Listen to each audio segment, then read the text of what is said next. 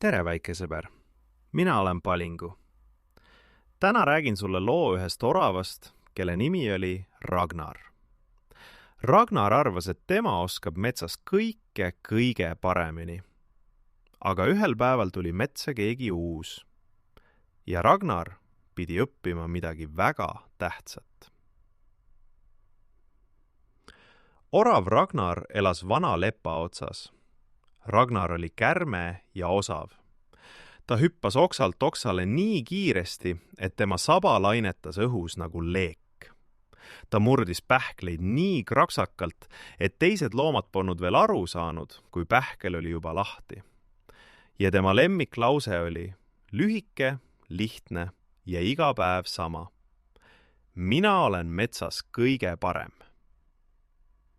Iga hommik hüppas ta puult alla ja teatas seda teistele loomadele.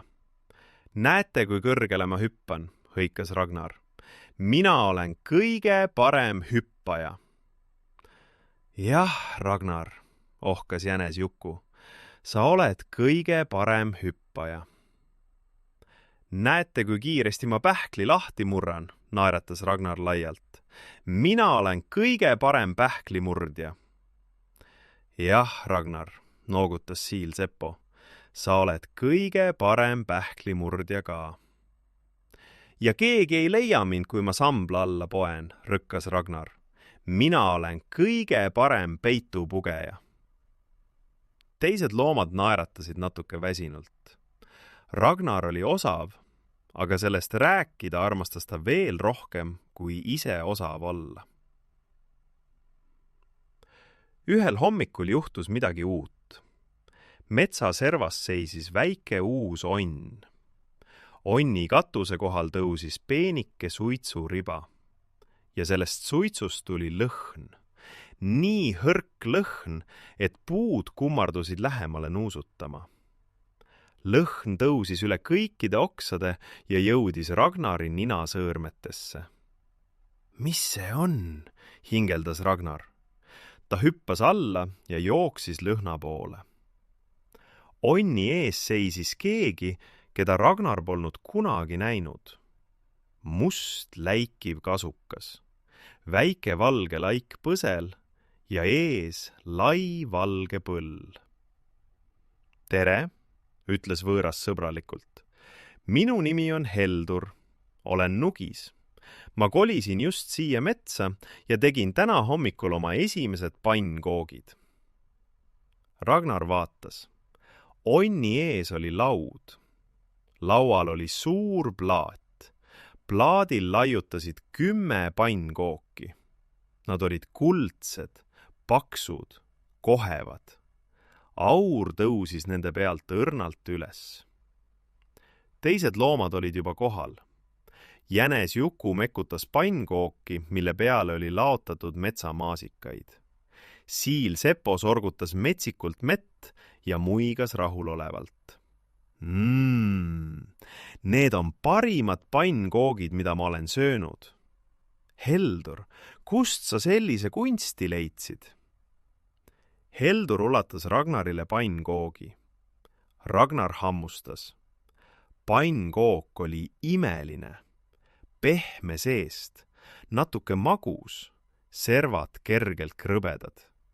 Ragnaril läksid silmad kirjuks. Aga siis Ragnar langetas saba. Oota, ütles ta aeglaselt. Heldur, kas sina oled nüüd metsas pannkookide tegemises kõige parem? Mina oskan pannkooke teha, naeratas Heldur lihtsalt. Seda olen ma kaua õppinud. Heldur on pannkookide tegemises kõige parem, kõlas kooris teiste loomade hõise.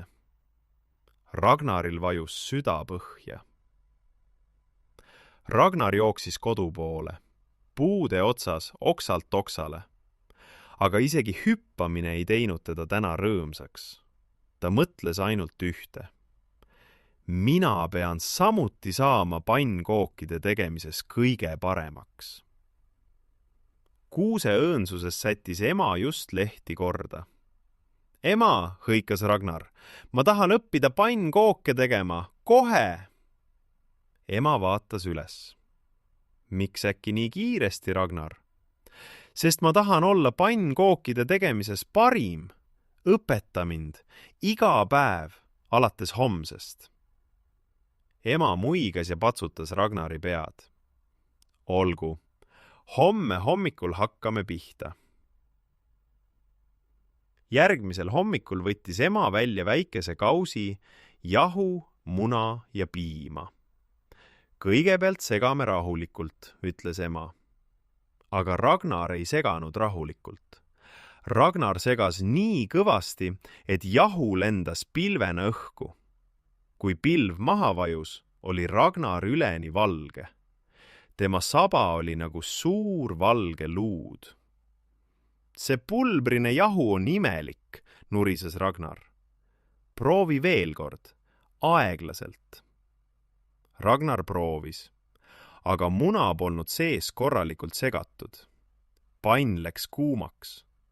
Ragnar valas taigna pannile ja pannkook jäi tükiliseks. Ühelt poolt oli kõrbenud, teiselt poolt toores. Ragnar vaatas oma pannkooki. Seda ei saanud nimetada pannkoogiks. See on kehv, ütles Ragnar. See on esimene katse, ütles ema õrnalt. Igaüks alustab kusagilt. Teisel päeval oli taigen liiga vedel. Pannkoogid voolasid pannilt laudlinale. Kolmandal päeval unustas Ragnar suhkru. Pannkook ei olnud magus. Neljandal päeval pani Ragnar liiga palju soola. Pannkook oli soolane nagu meri. Viiendal päeval põles Ragnari pannkook täiesti mustaks. Suits tõusis köögis lae alla ja ema pidi aknapärani lahti tegema. Iga õhtu läks Ragnar hiilima Helduri onni juurde. Ta vaatas läbi akna. Heldur keeras oma pannkooke rahulikult ümber. Kõik olid kuldsed, kõik olid ühesugused, kõik olid täiuslikud. Miks mina ei oska? Karjus Ragnar lõpuks metsa sisse. Ta istus vana kuuse alla ja nuttis. Suured pisarad veeresid tema karvadele. Siis kuulis ta aeglaseid samme. Metsavarjust astus välja vana hirv. Tema nimi oli Valdo. Valdo oli elanud metsas nii kaua, et tema sarved olid nagu vanad puud. Kõverad, jämedad ja sammaldunud. Ragnar, ütles Valdo rahuliku häälega. Miks sa nutad? Ragnar vaatas üles märgade silmadega. Ma tahtsin olla pannkookide tegemises parim, aga ma ei suuda. Heldur on parim ja mina ei ole enam milleski päris kõige parim. Valdo laskus aeglaselt Ragnari kõrvale. Ragnar, kas sa tead, kui kõrgele sa hüppad? Kõrgemale kui keegi teine metsas. Kas sa tead, kui kiiresti sa pähkli lahti murrad?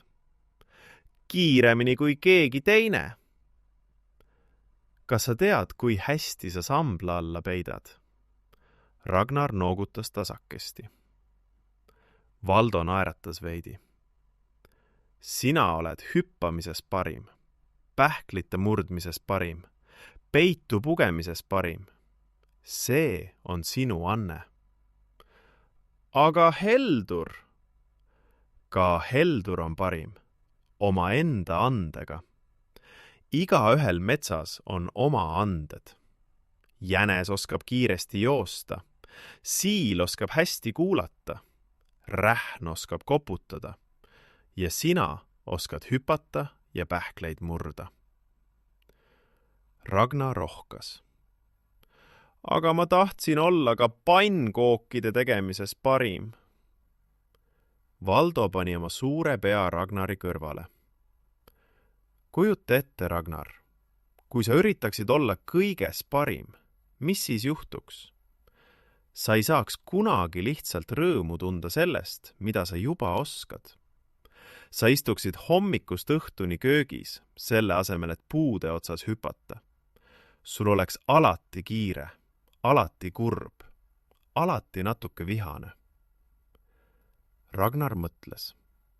See kõik kõlas täpselt nagu tema viimane nädal. Metsas on igaühel oma anne, jätkas Valdo vaikselt. Kui me kõik üritaksime kõiges parimad olla, oleksime kõik kurvad. Aga kui igaüks lihtsalt jagab oma andeid, siis on kogu mets rikas. Ragnar istus kaua ja mõtles. Õhtul läks ta Helduri onni juurde. Heldur oli just oma panni puhtaks pühkinud. Heldur, ütles Ragnar, mul on sulle midagi. Ta ulatas Heldurile peotäie värskeikeke sarapuu pähkleid, kõige ilusamaid, mida ta oli oma tagavarast leidnud. Need on sinu pannkookide jaoks, peale puistada.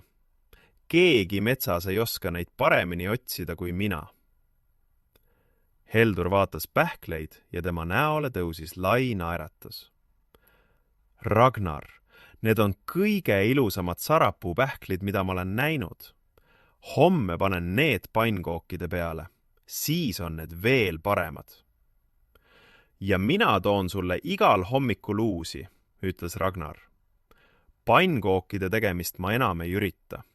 Mina olen parim pähklitooja. Heldur naeris soojalt. Siis sobime me suurepäraselt. Järgmisel hommikul hüppas Ragnar puult puule. Tema saba lainetas õhus nagu leek. Ei mingit kahtlust. Ta oli ikka metsas kõige parem hüppaja. Aga nüüd teadis ta midagi veel. Kui keegi teine on milleski parem kui sina, pole vaja kurvaks jääda.